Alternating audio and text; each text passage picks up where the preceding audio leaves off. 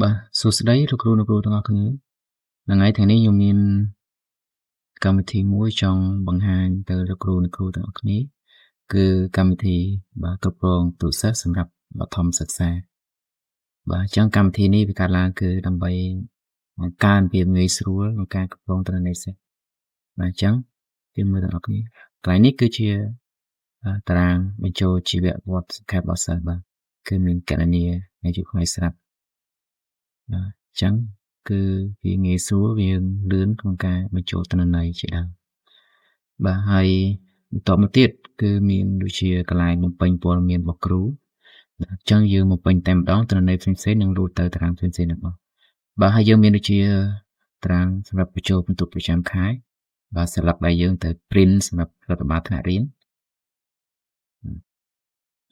ហើយយើងមានចំណាត់ថ្នាក់ដែលយើងត្រូវធ្វើជាប្រចាំខែដែរ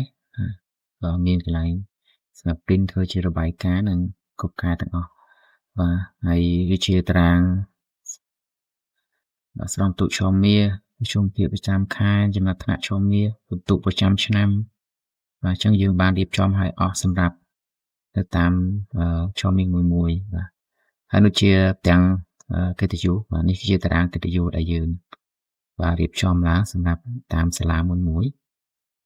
ជាបន្តទៅទៀតមានដូចជាទាំងរដ្ឋបាលរបស់គ្រូបរិញ្ញាបាទមានរចនាសម្ព័ន្ធថ្នាក់រៀនរចនាគ្រប់គ្រងកកថបាទលទ្ធផលតែដើមឆ្នាំជីវវត្តខេត្តសាក្រីក្របាទហើយមានវេនសម្អាតបញ្ជីខ្ចីសភៅបញ្ជីសារប្រព័ន្ធអញ្ចឹងរដ្ឋបាលនៅខាងក្រោយខ្នងរបស់គ្រូទាំងអស់ហ្នឹងគឺបានត្រូវរៀបចំឡើងហើយស្រាប់អញ្ចឹងយើងនៅពេលដែលតាមខែមួយយើងគ្រាន់តែបើក file នេះហើយបញ្ចូលទៅតាមរបាយការណ៍របស់យើងគឺយើងងាយស្រួលហើយលឿនទៀតហើយបន្តទៅទៀតមានដូចជាបាទបញ្ជីវត្តមានសម្រាប់បញ្ចូលឈ្មោះសិស្សបាទជាប្រចាំថ្ងៃហើយនឹងមានបញ្ជីវត្តមានសម្រាប់ដំណាច់ឆ្នាំសិក្សានៅពេលដែលបញ្ចប់ឆ្នាំសិក្សាយើងនឹងបួកសរុបឆ្នាំហើយនឹងមានសៀវភៅតាមដានរបស់សិស្សផងដែរបាទអញ្ចឹងកម្មវិធីនេះគឺរៀបចំមកគឺសម្រាប់មួយឆ្នាំសិក្សាតែម្ដង